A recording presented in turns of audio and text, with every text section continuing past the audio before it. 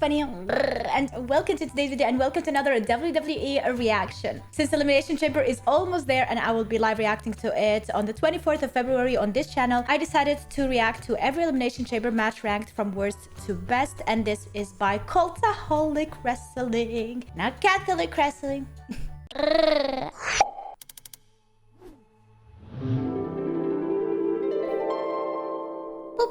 When you think about it, it's actually impressive that the Elimination Chamber has succeeded. Hungry for a big, awe-inspiring stipulation, WWE mashed together elements of Hell in a Cell and the traditional Survivor Series elimination match, with a little dash of Royal Rumble thrown in for good measure. True. It could have all gone horribly wrong, like when WCW decided to stack 3 cages on top of each other and everybody got a little bit scared. Thankfully though, the Elimination Chamber has largely been a success since its inception in Survivor Series 2002. Yes, there have been a few wobbles along the way, but the Chamber match has provided us with an array of wonderful memories over the past 15 years or so. However, as with any long-running stipulation, some installments have been more of a success than others. We've locked ourselves away in preparation for this video, watching Elimination Chamber after Elimination Chamber until our eyes bled. The sound of a superstar being hoisted over the top rope onto that hard outer floor now haunts our collective dreams. And we wake up every morning to the sound of another indestructible glass pod imploding, all for you, you lucky, horrible people. So without further ado, I'm Adam Pachisi from Cultaholic.com, and I'm delighted to reveal our ranking of all 20 Elimination Chamber matches, from worst to best. Join us. Number 20, the Intercontinental Elimination Chamber in 2015. This was the match that almost killed off the stipulation for good, and while it's not entirely the fault of the wrestlers involved, it's certainly made for difficult viewing. Things started to go wrong when Wade Barrett shoved Dolph Ziggler into Mark Henry's pod, breaking it open before the world's strongest man was scheduled to enter the match. A lot has been made of Henry's incredibly uncertain performance here, but let's all put ourselves in his shoes for a second. Imagine your pod broke open before you were supposed to enter. You'd also not have a single clue what to do. In the confusion, Henry tiptoed into the ring, stood still for a little bit, and then broke up a pinfall attempt. That is not what you're supposed to do in an elimination match, Mark. Later, Sheamus decided to use a little bit of heelish innovation, jamming his necklace into a pod door to prevent it from opening. This would have been clever and different were it not for the fact that the announce team completely misunderstood what was going on. It just came across as another technical malfunction in about rapidly going off the rails. Sheamus did his best to spell out the obvious, removing the necklace with a theatrical flourish when he felt it was safe to enter the match. But the announcers acted as if he'd fixed the non-existent problem, which is a bizarrely nice thing for a dastardly rule breaker to do. Ultimately, Ryback crushed his competition en route to a nice victory, but the match's previous mistakes and the fact that they were all fighting for a secondary championship meant that this chamber is unfortunately remembered as the worst of all time. Number 19, December to Dismember in 2006. December to Dismember should have been brilliant, but is now often branded as the worst pay-per-view in WWE history. The ECW exclusive show featured matches such as Ariel and Kevin Thorne versus Kelly Kelly and Mike Knox, and hardcore legend Tommy Dreamer losing to Daivari. These could probably be filed under bad decisions, but the Extreme Elimination Chamber could have been the show's saving grace. The concept was an intriguing one, with each pod containing a different weapon. Unfortunately, the booking was not quite as innovative. Apparently, Paul Heyman and Vince McMahon clashed over the winner of the match. Heyman realized that the key members of the bout were Rob Van Dam and CM Punk, as the notoriously hardcore ECW fanbase would surely want to see a hardcore icon like RVD win the ECW championship. Failing that, a Punk victory would be a huge statement of intent, with WWE strapping a rocket to the back of a tremendously popular indie star with huge potential. Instead, Vince is said to have demanded a victory for Bobby Lashley, who can sort of be seen as a Roman Reigns prototype around this time. In order to give Lashley a couple of heels to run through, Punk and Van Dam were eliminated shockingly early, leading an already restless crowd to totally turn on the main event. In order to keep Lashley from winning, heel Heyman had him bolted inside the pod, which is a silly tactic, really. Was Bobby supposed to just give up and go to sleep until the match was over? Instead, Lashley smashed through the roof of the pod with his allocated weapon, a table, and cantered to victory. Not many people were happy. Number 18, the Tag Team Elimination Chamber in 2015. Like that time we made Ross sit through a 10-hour video of Matt Hardy laughing, the Tag Team Elimination Chamber match was an interesting idea with horrible consequences. First of all, why were all 3 members of the New Day allowed to compete? I'd have maybe understood if they'd earned the right on a previous show, but WWE just shoved all 3 members in there with minimal explanation. As wrestling fans, I don't think it's too unreasonable for us to expect a little logic and realism. Now, let me break down this match involving 2 matadors, a tiny bull, and a pair of men in red face paint who think they're actually demons. The New Day won the bout using their numbers advantage to last eliminate the primetime players and retain the tag team championships. Because of course they did, there were 3 of them. In addition, the whole thing lacked the drama and gravitas of an elimination chamber. It felt more like a gaggle of mid-carders jumping around and double-teaming each other, because that's exactly what it was. I should at least give a special mention to Kalisto, who did climb the roof of the elimination chamber and fall down onto everybody else. That was pretty good, and he didn't even get stuck like when Homicide tried doing the same thing in TNA. Number 17, the World Heavyweight Championship Elimination Chamber in 2012. Far be it from me to suggest that heel Daniel Bryan was a bad thing. Heel Daniel Bryan often gets overshadowed by face Daniel Bryan, and that's understandable given the fact that face Daniel Bryan was probably WWE's faciest face in over a decade. However, heel Daniel Bryan was magnificent and petty. So it's a real shame that his big elimination chamber moment came in one of the weaker matches on this list. There's nothing offensively bad here, and the bout actually contained 1 or 2 innovative moments. It's just that these moments felt really quite silly. I'm not saying that chamber matches can't have silly moments, but the overall theme shouldn't be silliness. Santino Marella survived until the final 2. I agree, because like it's one of the most hardcore matches. Underdog story. Can you imagine the internet meltdown if the guy who got beaten up by Snoop Dogg actually had pinned the guy from the Indies? You know, the one who made a living out of kicking people's heads off. Mercifully, Bryan forced him to tap out, but it still felt pretty silly. Then again, this show was main evented by Cena vs. Kane in an ambulance match, one of the more historically silly stipulations around. Number 16, the Raw Elimination Chamber in 2011.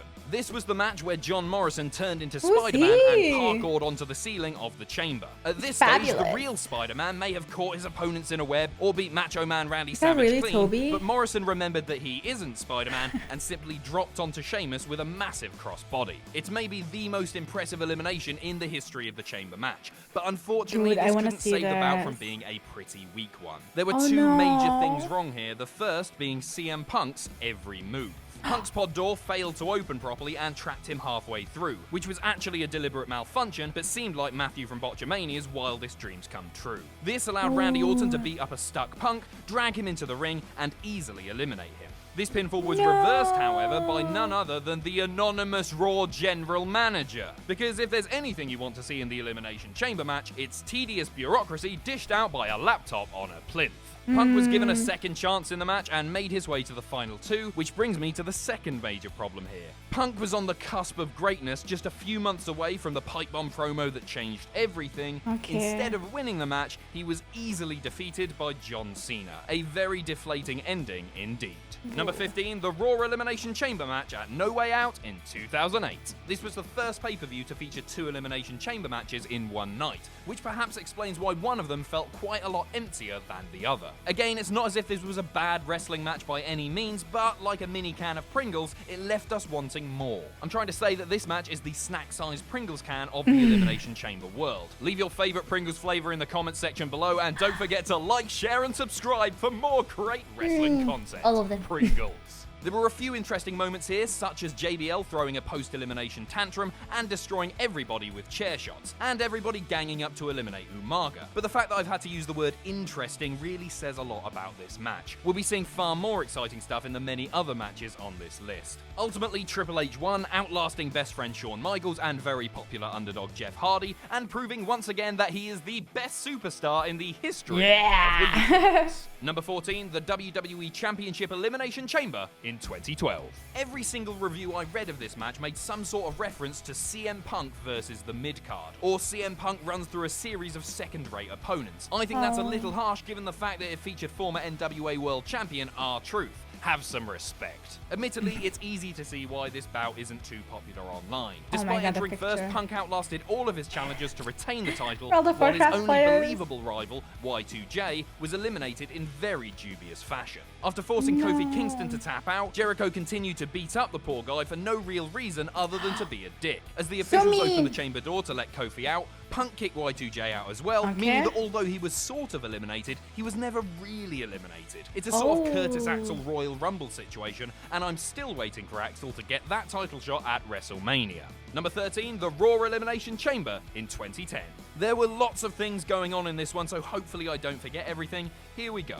Sheamus went into this match as a lucky champion, having previously won the title from Cena when John decided to absolutely hurl himself through a table at TLC. The Irishman entered at number 1 and fended off Kofi for a while, only for number 3 entrant Triple H to smile weirdly at him through the pod door like a friendly Santa Claus, only much more cerebral. Elsewhere, but in the same match, Legacy were trying to help Randy Orton by making a terrible mess of everything. Cody Rhodes passed DiBiase a lead pipe from the outside, and Ted accidentally nailed his leader with it. He decided to pin Orton anyway, before being immediately rolled up and eliminated as well. That's a very silly decision by a very naughty boy. Ultimately, Triple H eliminated champion Sheamus and looked to be on his way to Chamber Glory again, only to be defeated by perhaps the only more powerful man in the world, Jonathan Q. Cena. So was this Cena's moment?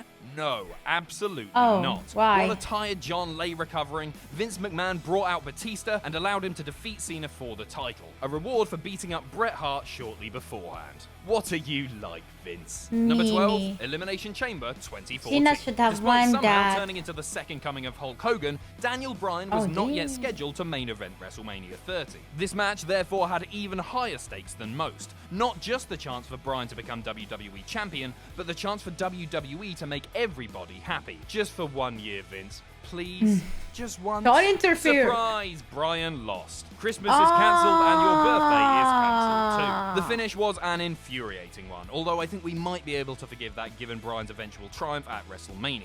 Still, it was frustrating to see an Elimination Chamber match end in screwy fashion, as Daniel got into a scuffle with Corporate Kane, who wasn't in the match. This, of course, led to Bryan's elimination at the hands of Randy Orton, meaning that the Viper would carry the belt into the main event of WrestleMania against Rumble winner Batista. It's the dream match we never knew we wanted. Thankfully, Bryan did get his moment in the sun, and this match had some pretty good stuff in it too. I especially enjoyed Orton attempting to barricade himself in his pod, only for Sheamus to boot the glass out of the way. The Wyatt family teleported in at one stage to help eliminate Cena, which was either annoying or brilliant, depending on your opinion of Big John. To be honest, it was fine by me because I quite like spooky things. I'm a fun guy like that. Number 11, the SmackDown Elimination Chamber at No Way Out in 2009. Unlike most chambers, which start slowly and build to a big conclusion, this one started off incredibly hot, but sadly fizzled out a little bit towards the end. The major story here was that Edge, the WWE champion heading into the match, was rolled up by Jeff Hardy in a matter of minutes, immediately guaranteeing that we were going to see a new champion. Let's take a look at the contenders and rank their chances out of 10. Triple H, 9 out of 10. The Undertaker, somehow also 9 out of 10. Jeff Hardy, 5 out of 10. Big Show, 4 out of 10. And Vladimir Kozlov out of 10. Somewhat predictably, it all came down to Triple H and The Undertaker, two absolute titans of the business. Vladimir Sadly, out of for whatever 10. reason, things just didn't click too well. And although everyone was hyped to see two of the biggest names in wrestling do battle, it's not really what everybody remembers from this pay-per-view. We'll get onto why later in the list. Anyway, in terms of this match, Triple H won after a valiant effort from the dead man. In victory, the game proved once again that he is the best superstar in the history of the universe, and he's also probably really good at the guitar. Number 10, SummerSlam 2003.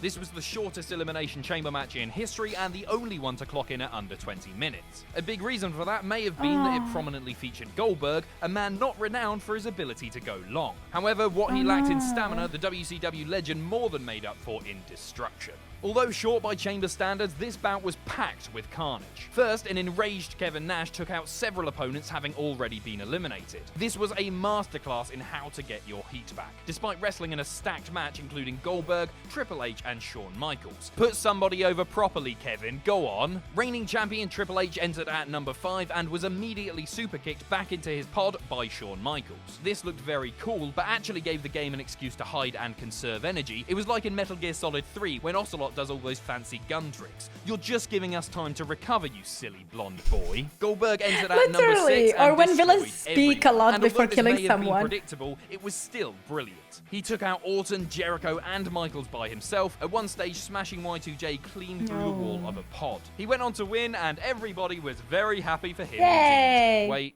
no. Triple H won this one, proving once again Are that he you is the best kidding superstar me? in the history of the universe. And Was good at the guitar, and he owns a Nintendo 65, which is like a Nintendo 64, but better. He got it from his uncle, who works at Nintendo. Number 9, the SmackDown/ECW chamber at No Way Out 2008. Batista and Undertaker aside, this chamber had a very questionable lineup. Although many Okay. will be fond of Finlay, MVP, Big Daddy V, and the Great Khali, they aren't exactly the mega names that scream Chamber Classic. Despite this, the SmackDown/ECW co-chamber managed to totally outshine its Raw counterpart Why on the is same his show. back It was so booked red? wisely in order to highlight its strengths and hide its weaknesses. colours. By which I mean Taker and Batista entered at 1 and 2 and lasted until the end. All other competitors were taken out either Well, by the we Dead like Man seeing or the those Animal, names with the as exception last. of MVP, who was actually pinned I by wouldn't Finlay. mind any In of them fairness, he winning. didn't hit a move on MVP, he just scuttled over to make the pinfall after Undertaker had yanked him from the top of a pod. With a WrestleMania title shot against Edge on the line, it came down to the two biggest names in the match. The pair enjoyed one of the more memorable chamber finishes as Batista scooped Undertaker up in a tombstone position on the outside. Losing balance, he toppled over the top rope into the ring, totally reversing the hold and allowing Taker to nail a final tombstone of his own. It looked both dramatic and silly, which is wrestling in a nutshell, really. Number 8, Elimination Chamber 2013. Despite featuring some pretty damn good action and pacing, this match seems to be one of the least remembered in Chamber history. Perhaps it's because the winner was Jack Swagger, which makes me feel sorry for the guy. Hair? He put in a great effort here and was deservedly given a Mania shot at Alberto Del Rio's title. No, he didn't win, of course he didn't win, but the journey there was fun at least. Mark Henry entered last and Hall of Pained everybody before being shockingly eliminated by an RKO out of nowhere. He then continued to Hall of Pain people for a little bit, just because he's Mark Henry, and that's what he was doing around this time. After the dust settled, we were left with Jericho, Orton, and Swagger. Orton once again struck with an RKO, taking out poor Y2J, but left himself open to a cheeky roll-up from the All-American American. As mentioned, Swagger's eventual shot didn't result in a title change, but it did sufficiently weaken Del Rio, allowing Dolph Ziggler to cash in his Money in the Bank contract the very next night. Never say you don't learn anything from my videos.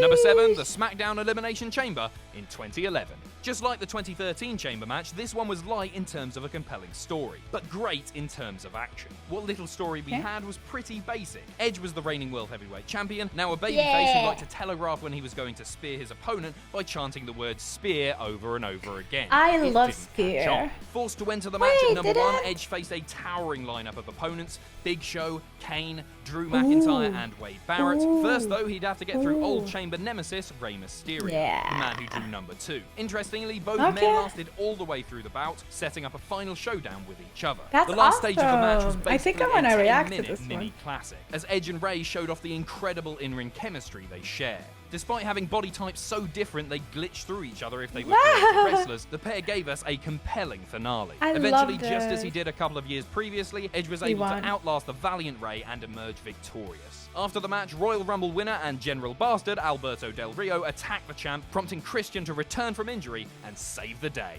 Number 6, Survivor Series Christian, 2002. sit The first down. examples of certain match types are Yes! often tricky to grade. The 1988 Royal Rumble is obviously a little flat compared to 1988, both of the never mind. precisely planned bouts we saw this year, It's but it's important to give it a 2002, little right? benefit of the doubt. Sure, Bret Hart may have just been punch-kicking people and taking naps in the corner, His but he was outfit. probably sent out there with a 6-word brief. Eliminated by Morocco, don't slip early. This makes the inaugural Elimination Chamber match even more amazing because WWE pretty much nailed it first time around. Immediately you'll notice that it was stacked with star power, featuring Triple H, Chris Jericho, Booker T, Kane, and Rob Van Dam. That could be a perfectly sane person's top 5 favourite wrestlers ever, all concentrated in one match. Having never booked an Elimination Chamber before, WWE proceeded to give us one of the most compelling ever. We had unique spots, particularly RVD's frog splash from the top of a pod, which legitimately injured Triple H's throat. HBK, despite being older and recently out of retirement, was given a real chance by his number 6 spot. Ultimately, those numbers would pay off, and fans looked on in delight as Michaels last eliminated his former best friend to win the World Heavyweight Championship. Number 5, New Year's Revolution 2006. This match was the first time somebody could have looked at the Elimination Chamber lineup and felt a little bit shortchanged. One Yes, man Cena, left Michaels, standing. and Angle are 3 of the biggest WWE stars ever, and yes, Kane will be ruining everybody's day in stipulation matches until the end of time, but you could be forgiven for being a little disappointed at the inclusion of Carlito and Chris Masters, or as I like to call them, the Masters of Cool. Amazingly, What not only happened to did the them? mid-card pair enhance the match, they also fulfilled a key role. Their alliance Nice. showed the importance of numbers in such an environment, allowing the two heels to eliminate both Kane and HBK. Unfortunately, selfishness would be their undoing. Oh, With an no. exhausted Cena the last man in their way, Carlito ordered Masters to clamp on the Master Lock, only to roll his partner up from behind. Cena would, Betrayal. of course, take advantage, eliminating Carlito to win the match, and had things ended there, it probably wouldn't have been this high on the list. Fortunately, the story didn't end with the predictable victory of Super Cena. Instead, Vince McMahon strode out onto the stage, announcing that Edge was cashing in his Money in the Bank contract. This was an incredibly dramatic moment, given the fact that it was the first ever cash-in, and also Edge's first ever WWE Championship. Number 4, Always New Year's Edge Revolution comes to, like, 2005. More like New Year's Evolution, everybody, because the dynamic between various Evolution members played heavily into the event's Elimination Chamber match. Get it? It's actually very funny. Held in Puerto Rico, this pay-per-view was topped off by a very tense, edgy chamber.